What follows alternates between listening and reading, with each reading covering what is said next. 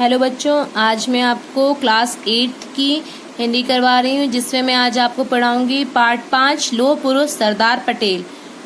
लौह पुरुष सरदार पटेल जी के बारे में इसमें आपको बताया गया है, उनके चरित्र के बारे में, उनके गुणों का परिचय दिया गया है। यहाँ पर मैं इसको पढ़कर आपको समझाती हूँ, आप बिल्कुल ध्यान से सुनिएगा। विश्व के प्रमुख राष्ट्र निर्माताओं में बड़े सम्मान के साथ लिए जाने वाले नामों में सरदार पटेल का नाम अपना एक विशिष्ट स्थान रखता है। सरदार वल्लभ भाई पटेल का व्यक्तित्व असाधारण प्रतिभा का धनी, विशिष्ट बुद्धिमत्ता, अप्रियतम प्रशासनिक क्षमता तथा प्रतिकूल परिस्थितियों में भी सफलता के लक्ष्य को प्राप्त करने की अद्भुत क्षमता से युक्त था। कहने का मतलब यहाँ पे जो लौह पुरुष सरदार पटेल जी के बारे में बताया जा रहा है कि जो सरदार पटेल जी हैं विश्व के क्या है सबसे प्रमुख राष्ट्रीय निर्माताओं में से इनमें सब बड़े सम्मान में इनका नाम लिया जाता है और ये इनका नाम एक विशिष्ट स्थान रखता है। ये अपने प्रतिभा के बहुत बड़े धनी और बुद्धिमत्ता व्यक्ति थे। वे स्वभाव से अत्यधिक वीर, निर्भय, दृढ़ निश्चयी, परिश्रमी तथा लगनशील थे। इसी कारण इन्हें लौह पुरुष की संज्ञा प्रदान की गई। सरदार वल्लभ भाई पटेल का जन्म 31 अक्टूबर 1875 को नाडियार, गुजरात में हुआ, है ना। इनके पिता का नाम जवेर भाई तथा माता का नाम लाडबाई था। इन्होंने नाडियाल हाई स्कूल में 1897 में मैट्रिक की परीक्षा उत्तीर्ण की। कब? 1897 मैट्रिक की परीक्षा। उनका जन्म कब हुआ था? 31 अक्टूबर को 31 अक्टूबर 1875 को नाडियार, गुजरात में हुआ था। इनके पिता का नाम जवेर भाई, माता का नाम लाडबाई था और इन्होंने हाई स्कूल में से 1897 में मैट्रिक की परीक्षा उत्तीर्ण की। सरदार पटेल के विशिष्ट मानवीय गुण बचपन से ही प्रकट होने लगे। एक बार वे खेती के कार्य में सहयोग देने के लिए अपने पिताजी के साथ खेत पर गए। पिताजी हल चला रहे थे, वे उनके पीछे अपना कार्य करते हुए पहाड़े भी स्मरण कर रहे थे। पहाड़े मतलब टेबल याद करते हुए, मतलब 2 1 जा 2 2 2 जा 4, इस तरीके से उनके पापा मतलब खेती कर रहे थे और वो पीछे पीछे पहाड़े पढ़ते हुए, याद करते हुए पीछे पीछे चल रहे थे। पहाड़े कंठस्थ मतलब पहाड़े याद करते करते, टेबल याद करते करते करने में इतने तल्लीन हो गए कि डाब नामक घास, एक डाब नाम का घास होता है, तीक्ष्ण बड़ा कांटा, मतलब बहुत बड़ा सा कांटा उनके पैर में कब उनके पैर में चुभ गया उन्हें पता ही नहीं चला। बालक के पैर से बहते रक्त को देखकर पिता दम्ब रह गए। उन्होंने बालक की दृढ़ता के सहारे सराहते हुए पैर से कांटा निकाला और उस पर काड़ वृक्ष की पत्तियां रगड़ दी।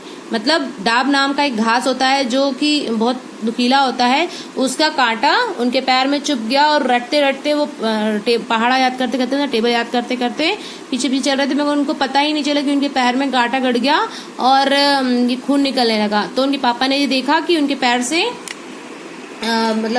खून निकल रहा है, तो उन्हें एक काट नाम की वृक्ष की पत्ती रगड़ दी, जिससे खून बहना बंद हो गया। व्यक्तिगत जीवन में सरदार पटेल बड़ी ही सहृदयी और सच्चे मित्र के रूप में विख्यात थे। विषम परिस्थिति में किसी भी मित्र के काम आने के लिए वे अपने आप को वचनबद्ध मानते थे।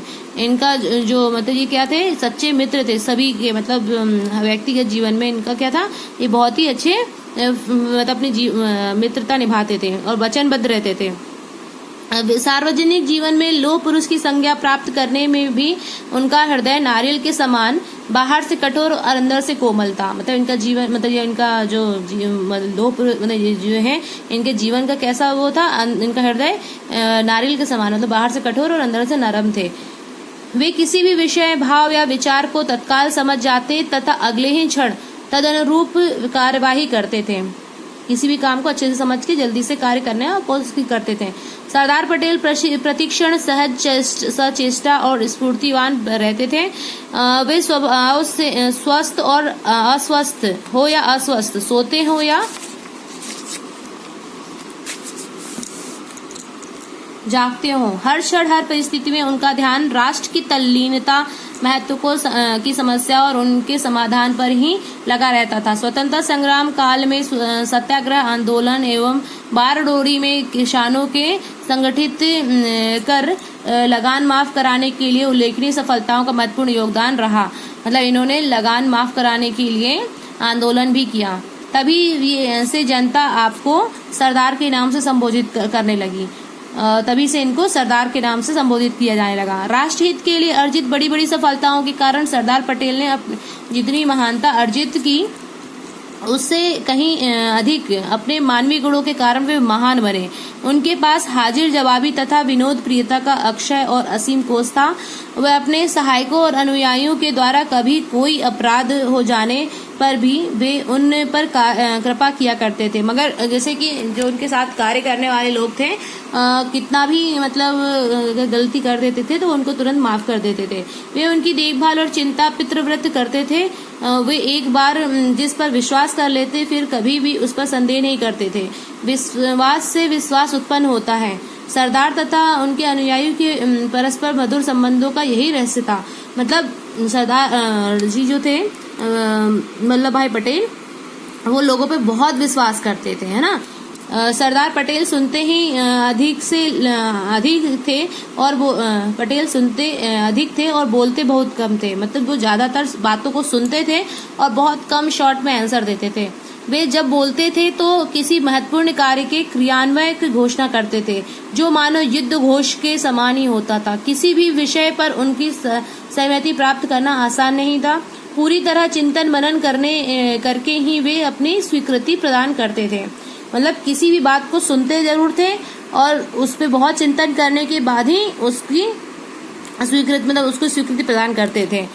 भारत में 150 वर्ष की दास्ता काल में पटेल जैसा व्यक्तित्व उत्पन्न नहीं हुआ और जो मनुष्य की अंतर्निहित शक्ति को पहचानने में गलती न करते हुए कार्य करे तथा उसकी विस्तृत रूपरेखा एवं संभावनाओं को भाप सके।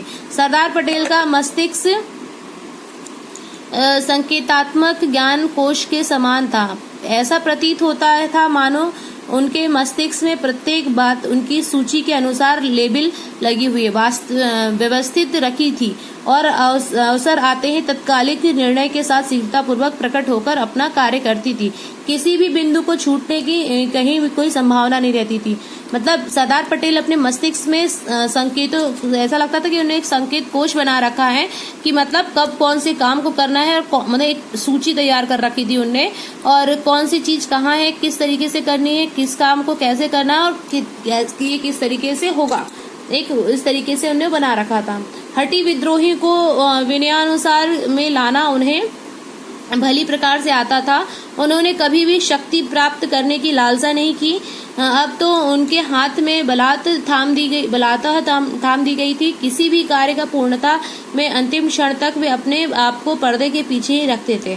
किंतु जिस युद्ध में का उनको सेनापति बनाया गया उसमें उनकी आज्ञा अंतिम होती थी।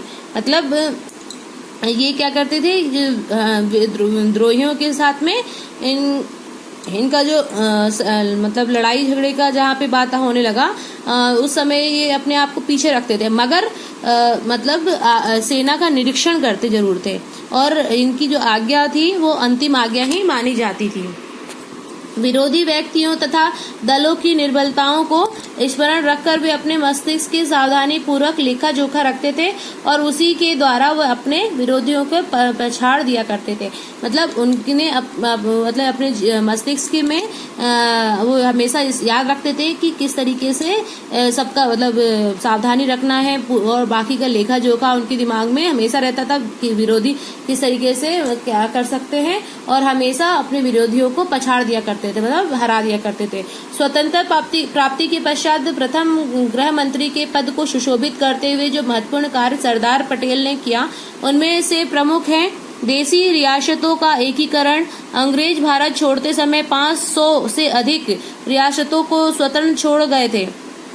मतलब अंग्रेज जब भारत छोड़ते समय 500 से अधिक रियासतों को स्वतंत्र छोड़ गए थे, है ना। तो उस समय स्वतंत्र भारत के सामने उनकी समस्या के विकट रूप धारण कर लिया। सरदार पटेल ने अपनी कुशलता, राजनीतिक सूझबूझ से इन सभी रियासतों का एकीकरण करके एक समस्या का निदान चुटकियों में कर डाला।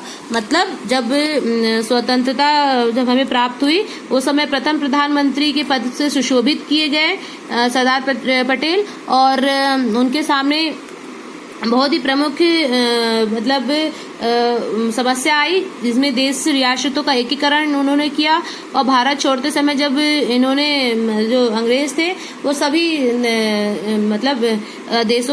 सभी राज्यों को अलग अलग रूप में छोड़ के चले गए थे, तो उन्होंने सबको एक साथ मिलाया और उनका एकीकरण किया और इससे समस्या का समाधान किया। सरदार पटेल एक उदार नेता, विनयशील, अनुयायी, कृपालु मित्र एवं श्रेष्ठ राष्ट्र निर्माता थे। वे अपने